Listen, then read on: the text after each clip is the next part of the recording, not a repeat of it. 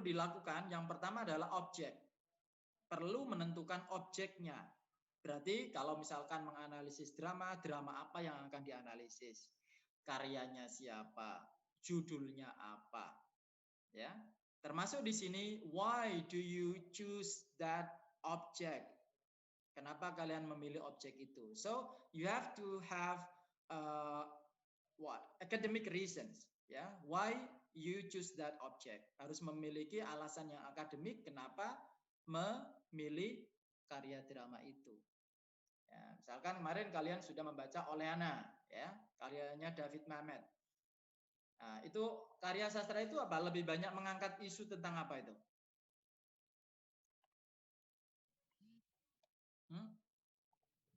Power relationship. Sudah dibaca ya? Oleana kemarin itu lebih banyak mengangkat isu tentang apa? Isu tentang power relationship. Tentang power relation. Oke, power relation tentang power relation laki-laki dan perempuan. Ya. Jadi kita menentukan objek dulu ya, apapun objeknya. Misalkan kalian nanti skripsi ingin objeknya prosa atau puisi atau drama, itu terserah kalian. Yang penting dalam menentukan objek kita harus memiliki alasan yang kuat. Why do we choose that object? Ya.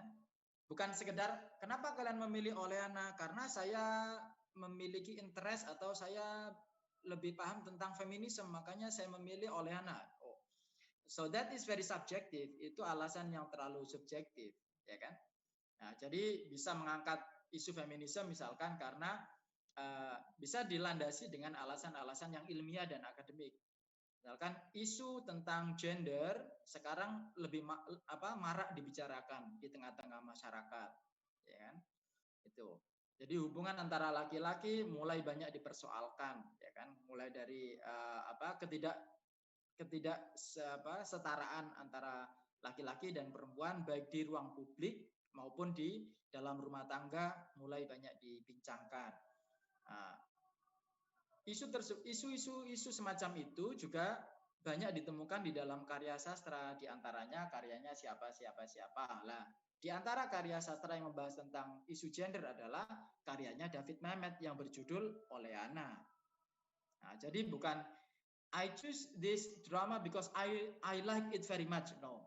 Tidak dengan cara seperti itu mengungkapkan kenapa kita memilih objek sebagai sebagai objek penelitian kritik sastra. Tidak. Oke. Jadi yang pertama kita menentukan objeknya, ya. Ya, tentu tidak ada memilih objek itu harus membaca dulu karya sastranya, ya. Dan kalau bisa dibaca total semua, bukan hanya baca summary-nya. Ya, itu. Oke, yang kedua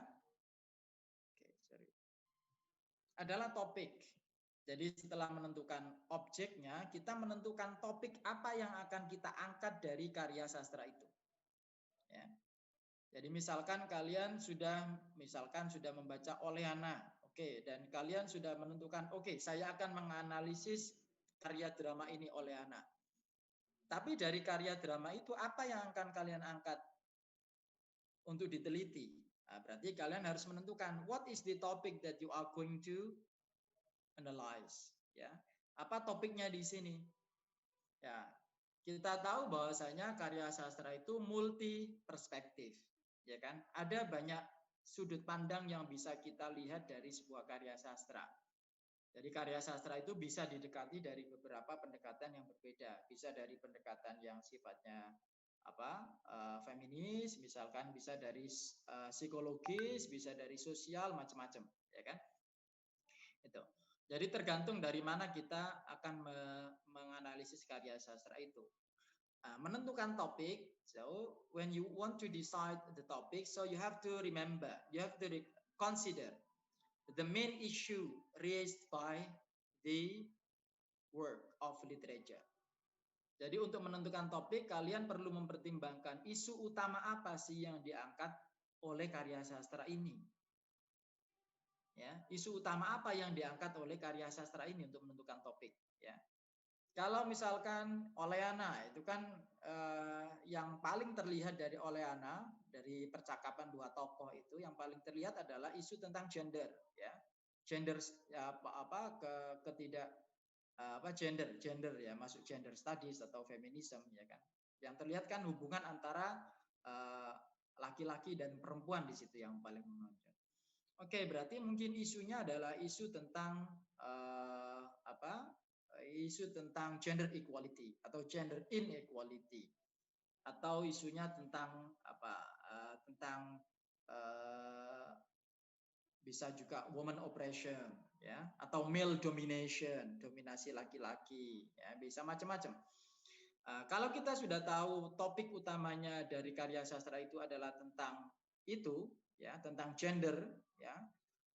Kemudian kalian ada sedikit bagian dari karya sastra itu yang juga mengangkat tentang aspek yang lain misalkan ya. Tapi datanya tidak cukup, maka jangan diangkat ya. Jadi kenapa kita memilih mempertimbangkan isu utama di dalam karya sastra untuk diangkat? Karena berkaitan dengan data. Semakin datanya itu cukup, maka semakin mudah kita bisa menjelaskan isu itu, ya kan? Nah, misalkan ada masalah tentang tadi, ya, di sini di satu sisi tentang gender equality, ya. Tapi di situ juga ada sedikit masalah ya, karena kalau kita lihat konflik itu kan ada main konflik, ada supporting ya kan, ada konflik utama, ada konflik yang sifatnya hanya bercabang sedikit. Nah, kalau kita hanya mengambil cabangnya itu, maka otomatis datanya tidak mungkin mencukupi untuk kita gunakan sebagai data untuk mensupport analisis kita ya. Jadi kita pakai data yang mencukupi ya, karena kalau tidak mencukupi maka analisis kita juga tidak akan maksimal gitu. Jadi yang kedua, langkah kedua setelah kita menentukan objek, kita menentukan topik dari objek itu. Dan bagaimana kita menentukan topik? Maka pilihlah topik atau yang mana topik tersebut merupakan isu utama yang diangkat oleh novel itu. Ya. Cirinya apa? Kita bisa menemukan banyak data untuk mensupport analisis kita itu. Oke, jadi kalau sudah menentukan topiknya, maka langkah berikutnya adalah menentukan teorinya. Ini yang kadang mahasiswa baik tingkat akhir maupun ketika mengerjakan tugas itu salah langkah. Salah langkahnya adalah mereka menentukan teori dulu baru menentukan topiknya, atau bahkan menentukan teori dulu baru menentukan objeknya dan topiknya. Itu terbalik. Itu terbalik. Jadi bukan teori dulu yang ditentukan pertama kali. Ya, teori itu belakang, ya. Jadi teori itu setelah kita menentukan topiknya, ya kan? Menentukan topiknya. Bukan teori dulu baru topik, bukan teori baru objek. Ya kan? Oke, misalkan karena saya paham, kenapa kalian menentukan begitu? Karena saya pahamnya cuma feminisme, Pak. Makanya saya cari-cari. Ini dari perspektif feminisme. Makanya kita harus memiliki banyak stok teori. Ya, kita harus memiliki stok teori. Ya. Oh, ini cocoknya teori feminisme, maka pakai feminisme. Oh, ini cocoknya pakai dekonstruksi, maka dekonstruksi. Oh, ini cocoknya pakai new historicism, ya, new historicism. Ini cocoknya pakai psikoanalisis, ya psikoanalisis. Jadi kita sudah memiliki banyak stok. Makanya di the first half semester kemarin kan kalian sudah memiliki banyak stok teori. Nah, tinggal sekarang nanti kalian bisa menentukan, you have to consider which theory that you are going to apply. Ya. Jadi menentukan teori itu setelah kita menentukan topik. Contoh begini. Kita kembali ke karyanya David Mamet. Oke. Pertama langkah pertama menentukan objek. Oke, Oleana. Oke. Dari hasil bacaan saya terhadap Oleana, maka saya menentukan topik tentang topik ya. Topik ini masih belum mengarah ke teori ya, tapi ini sebagai dasar untuk kita menentukan teori. Setelah saya membaca Oleana, saya saya menemukan sepertinya isu yang utama yang diangkat oleh karya sastra ini adalah tentang gender equality atau tentang male domination atau tentang woman oppression. Oke, kalau topiknya isu utama yang diangkat di dalam karya sastra itu tentang gender, maka kira-kira topik apa? Kira-kira teori apa yang paling pas untuk digunakan untuk menganalisis topik di dalam karya sastra itu? Nah, itulah langkah berikutnya kita menentukan teori. Oke, kalau topiknya tentang gender equality, kira-kira pakai psikoanalisis masuk enggak? No, sir. Enggak. Kalau pakai pakai formalism masuk enggak? No. Enggak. No. Kalau pakai new criticism masuk enggak? Enggak. Maka kita memilih teori feminism. Karena teori itu yang tepat bisa digunakan untuk mengkaji gender di dalam karya Pollyanna itu. Nah, itu jadi langkahnya. Nah, ini tinggal 10 menit. Itu langkahnya. Jadi teori itu ditentukan setelah kita menentukan objek, setelah kita menentukan topik, baru kita menentukan teori.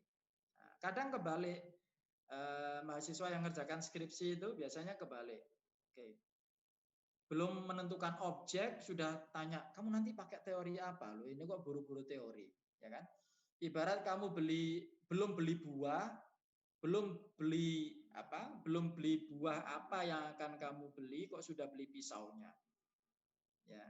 Kan kita harus beli buah dulu. Oh, buah durian. Oh, berarti pisau apa yang bisa digunakan untuk mengupas durian? Kalau mangga, kan berarti pisau kupas yang ada dua sisi itu. Nah, jadi ini belum beli buah sudah beli pisaunya. Iya kalau cocok. Ya, kalau tidak.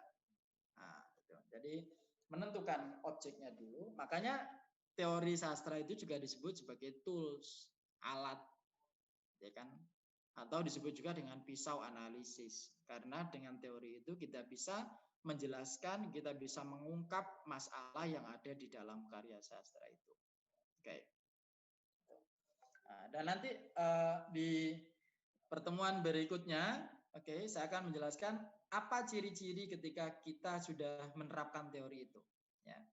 Jadi kadang ada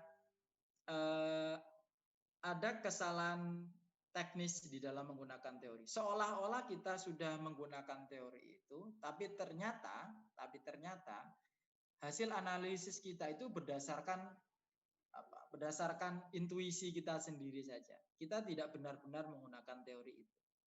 Nah, itu kadang masalah yang terjadi. Jadi, ciri-ciri teori itu ketika teori itu digunakan, maka statement-statement yang ada di dalam teori itu digunakan untuk menjelaskan fenomena yang ada di dalam karya sastra itu. Bukan berdasarkan pemahaman kita sendiri dan kita keluar dari teori itu sebenarnya. Atau kadang juga orang terlalu banyak menggunakan teori untuk mengkaji sebuah karya. Akhirnya yang terjadi apa? Yang terjadi adalah karnaval teori. Teorinya dijajar banyak, tapi sebenarnya nggak digunakan semua. Atau yang digunakan hanya satu. Terus ngapain teorinya dijajar semua di situ?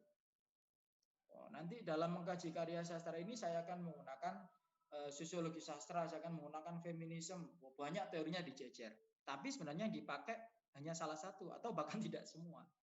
Itu kadang terjadi juga karnaval teori seperti itu. So the theory are not really applied in the analysis. Ya, itu kadang yang terjadi seperti itu.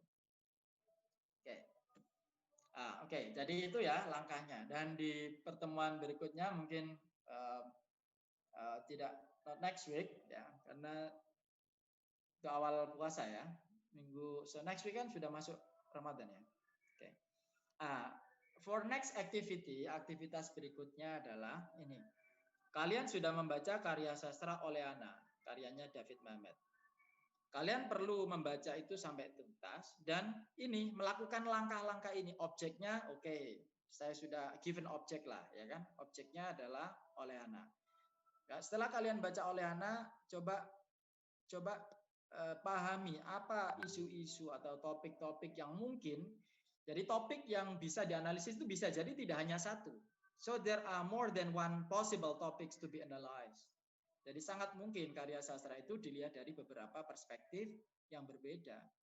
Makanya kita perlu listing dulu. Oh, topik, there are 4 possible topics, misalkan ada 4 topik yang mungkin bisa diangkat, ya kan? 1, 2, 3, 4. Tapi saya lebih memilih 1 karena apa? Karena ini datanya lebih banyak dan lebih mencukupi. Atau pilih 2 dengan alasan apa?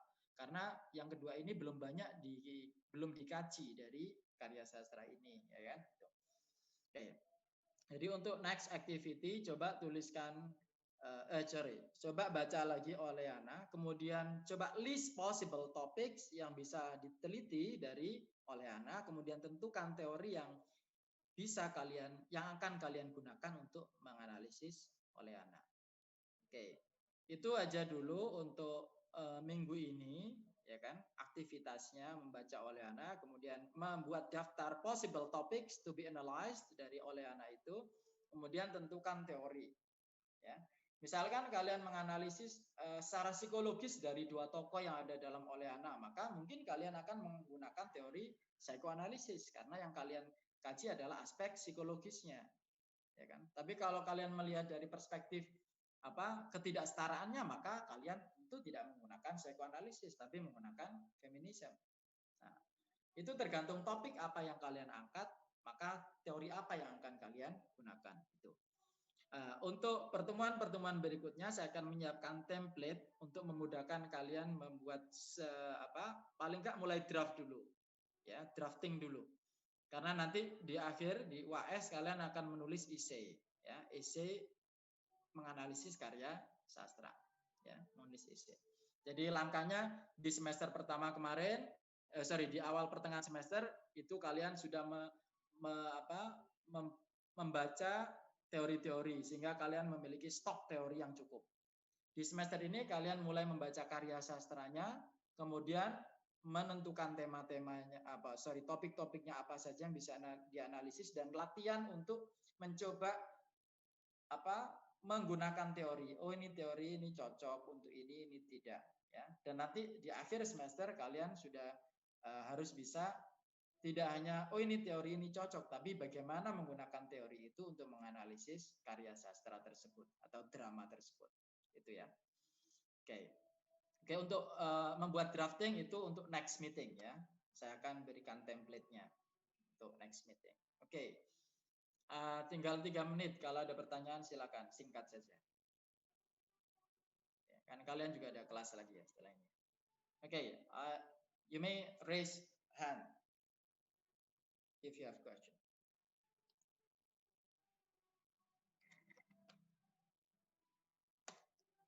Ya, Yudi silakan. Sir, kan setiap teori punya kekurangan. Ya. Is it okay, sir, ketika kita analisis misalnya seperti yang terus ada juga kan ada yang post-Marxism. Karena post-Marxism itu kan implikasi dari penolakan terhadap Marxism. Ya. Itu, sir. Apakah boleh misalnya, apakah tidak ada masalah karena atas kekurangan teori tersebut di saat kita menganalisis suatu proses? Oke, I get the point. No problem, nggak ada masalah. Karena pada dasarnya tidak ada teori yang sempurna. Tidak ada teori yang sempurna. Sebuah teori itu muncul karena ketidakpuasan terhadap teori yang lain atau yang sebelumnya.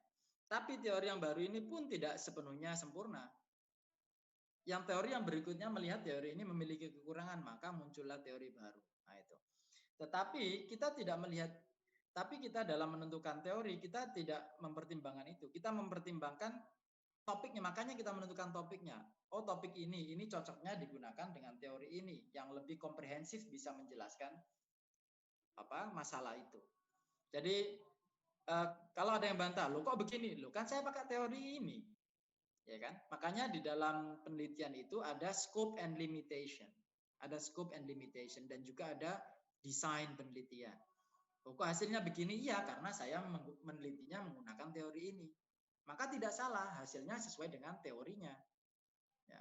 Tidak bisa kemudian oh karya sastra ini secara psikologis bohong, enggak itu harusnya ini mas, bukan, ya kan? Jadi nggak bisa kita mengcounter atau mengkritik sebuah hasil penelitian dengan menggunakan sebuah teori, kemudian kita mengkritiknya dengan menggunakan teori yang lain, ya nggak masuk, ya kan? Nggak masuk.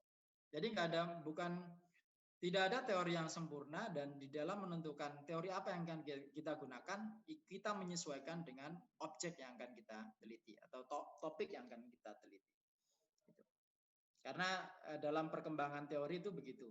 Jadi tidak ada teori yang sempurna, selalu muncul teori-teori baru. Ya, strukturalisme saja ada strukturalisme, tidak puas muncul ada strukturalisme dinamik, muncul lagi ada strukturalisme genetik, ya kan? Ya. Tapi tergantung kebutuhan kita mau pakai strukturalisme yang mana. Okay, since that it will be over soon. Okay, for next week mungkin asinkronus saya akan itu menyiapkan template-nya untuk latihan menentukan teori minggu depan. Okay, thank you for joining this meeting this morning. Assalamualaikum warahmatullahi wabarakatuh. Waalaikumsalam warahmatullahi wabarakatuh.